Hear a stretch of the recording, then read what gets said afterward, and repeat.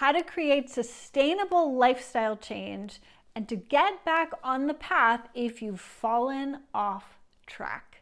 I'm Christelle Arcucci. So let's start with the three main mistakes that people make in first setting their goals to clarify that the intentions that you're setting, you are setting yourself up for success.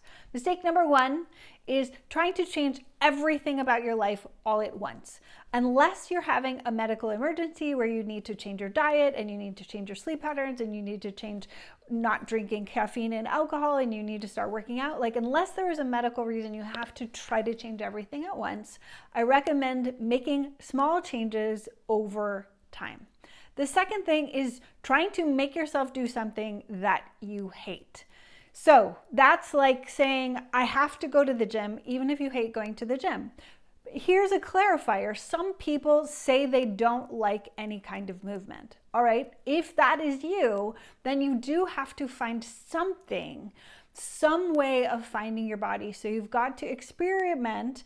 And often I find with that, there's some deep trauma patterns that have put someone into a freeze response where they literally don't want to move, or if you have something like chronic fatigue, then there are ways to find something that will work for you and to develop a healthy relationship with being like, okay, I'm going to do what I can and I'm going to learn to like moving my body in some way. I'm willing to find that.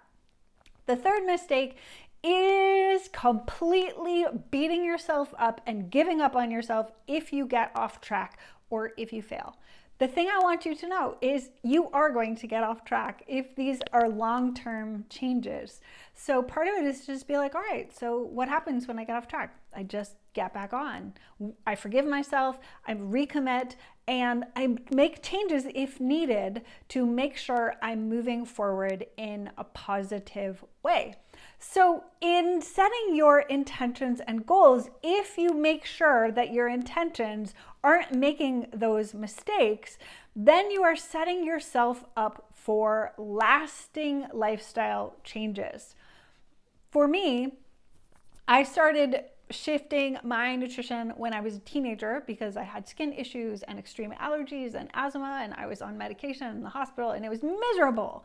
And they were kind of just like, that's what you do. And I felt in my bones, because I was an athlete and I wanted a better life, that I started experimenting with my nutrition way back then. And I grew up eating what I consider now not food, just complete crap junk food.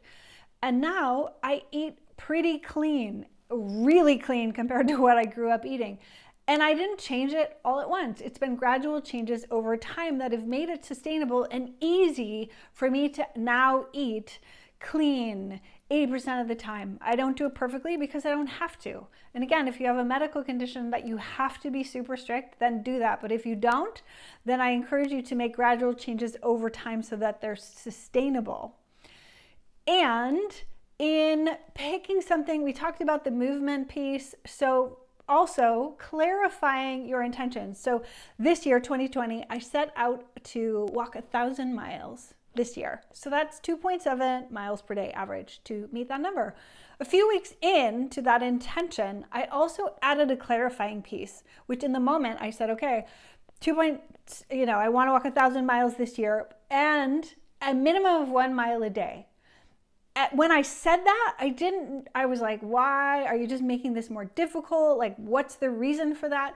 And actually it was brilliant. So I bought in for a little bit to just be like, why am I doing that? Here's the thing to remember about, especially movement.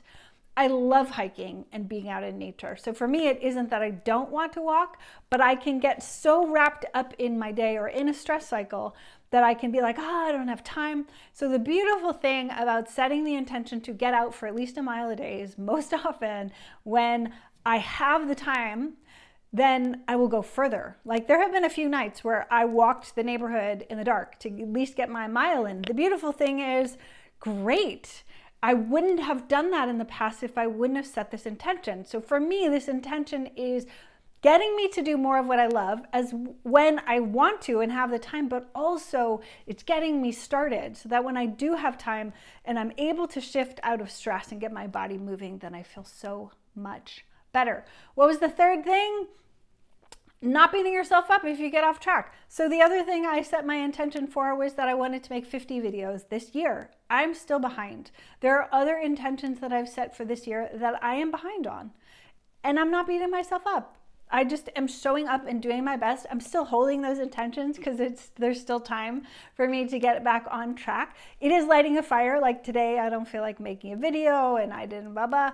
Guess what? I'm showing up to make the video. I'm also not beating myself up that I'm behind and that I didn't feel like it. And this video is probably too long.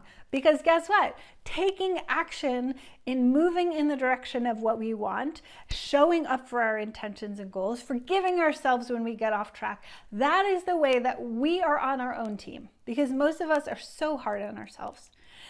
So I hope this was helpful. If you would like more support in creating lasting lifestyle change, click the link and you can get the PDF that will support you in choosing what intention you're setting and then some guidelines to set you up for success. Also, like, comment, share this video. I'm Christelle and I look forward to seeing you next time.